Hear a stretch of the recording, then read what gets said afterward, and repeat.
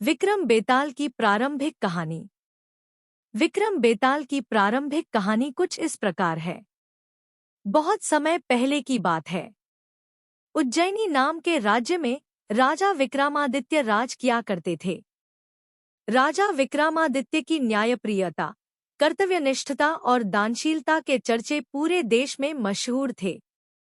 यही कारण था कि दूर दूर से लोग उनके दरबार में न्याय मांगने आया करते थे। राजा हर दिन अपने दरबार में लोगों की तकलीफों को सुनते और उनका निवारण किया करते थे।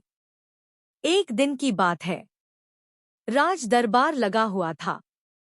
तभी एक भिक्षु विक्रमादित्य के दरबार में आता है और एक फल राजा को देकर चला जाता है। राजा उस फल को कोषाध्यक्ष को दे देता है। उस दिन के बाद से हर रोज वह भिक्षु राजा के दरबार में आने लगा। उसका रोज का काम यही था कि वह राजा को फल देता और चुपचाप चला जाता। राजा भी प्रत्येक दिन भिक्षु द्वारा दिया गया फल कोषाध्यक्ष को थमा देता। ऐसे करते करते करीब 10 साल बीत गए। एक दिन जब भिक्षु फिर राजा के दरबार में आकर फल देता है, तो इस बार राजा फल कोषाध्यक्ष को न देकर वहां मौजूद एक पालतू बंदर के बच्चे को दे देते हैं। यह बंदर किसी सुरक्षाकर्मी का था, जो छूटकर अचानक राजा के पास आ जाता है। बंदर जब उस फल को खाने के लिए तोड़ता है, तो उस फल के बीच से एक बहुमूल्य रत्न निकलता है। उस रत्न की चमक को देख राज दरबार में मौजूद सभी लोग हैरत में पड़ जाते हैं। राजा भी यह नजारा देख आश्चर्य में पड़ जाता है। राजा कोषाध्यक्ष को इससे पूर्व भिक्षु द्वारा दिए गए सभी फलों के बारे में पूछता है। राजा के पूछने पर कोषाध्यक्ष बताता है कि महाराज, मैंने उन सभी फलों को राजकोष में सुरक्षित रखवा दिया है। मैं उन सभी फलों को अभी लेकर आता हूँ। कुछ देर बाद कोषाध्यक्ष राजा को आकर बताता है कि सभी फल सड़गल गए हैं। उनके स्थान पर बहुमूल्य रत्न बचे हुए हैं। यह सुनकर राजा बहुत खुश होता है और कोषाध्यक्ष को सारे रत्न सौंप देता है। अगली बार जब भिक्षु फल लेकर दोबारा विक्रमादित्य के दरबार पहुंचता है, तो राजा कहते हैं, भिक्षु, मैं आपका फल तब तक ग्रहण नहीं करूंगा जब तक आप यह नहीं बताते कि हर दिन आप इतनी बहुमूल्य भेंट मुझे क्यों अर्पित करते हैं। राजा की यह बात सुन भिक्षु उन्हें एकांत स्थान पर चलने को कहता है। एकांत में ले जाकर भिक्षु राजा को बताता है कि मुझे मंत्र साधना करनी है और उस साधना के लिए मुझे एक वीर पुरुष की जरूरत है। चूंकि मुझे तुमसे वीर दूसरा कोई नहीं मिल सकता, इसलिए यह बहुमूल्य उपहार तुम्हें दे जाता हूँ। भिक्षु की बात सुन राजा विक्रमादित्य उसकी सहायता करने का वचन देते हैं। तब भिक्षु राजा को बताता है कि अगली अमावस्या की रात को उसे पास के श्मशान आना होगा, जहां वह मंत्र साधना की तैयारी करेगा।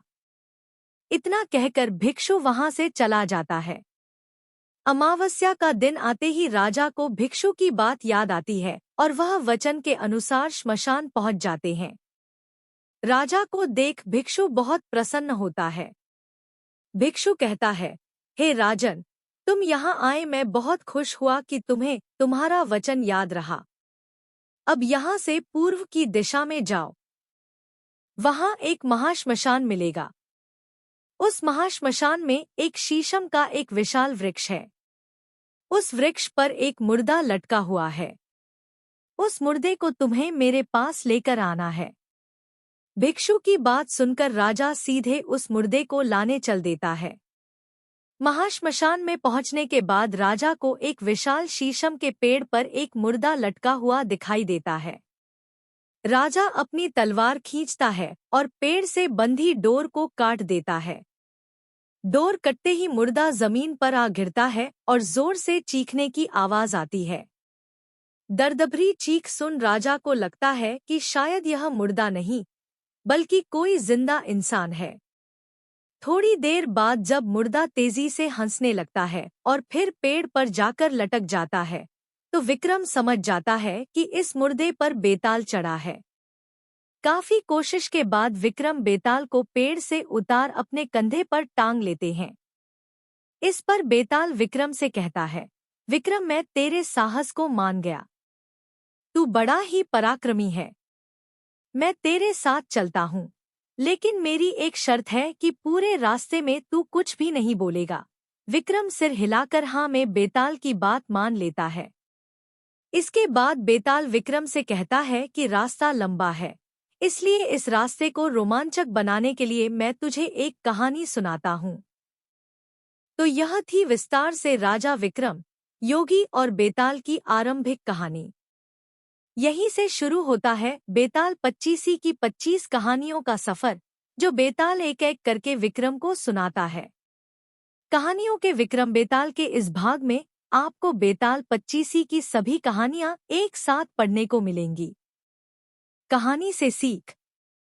एक राजा को हमेशा विक्रमादित्य की तरह साहसी और पराक्रमी होना चाहिए, तभी वह अपनी प्रजा की रक्षा कर सकता है।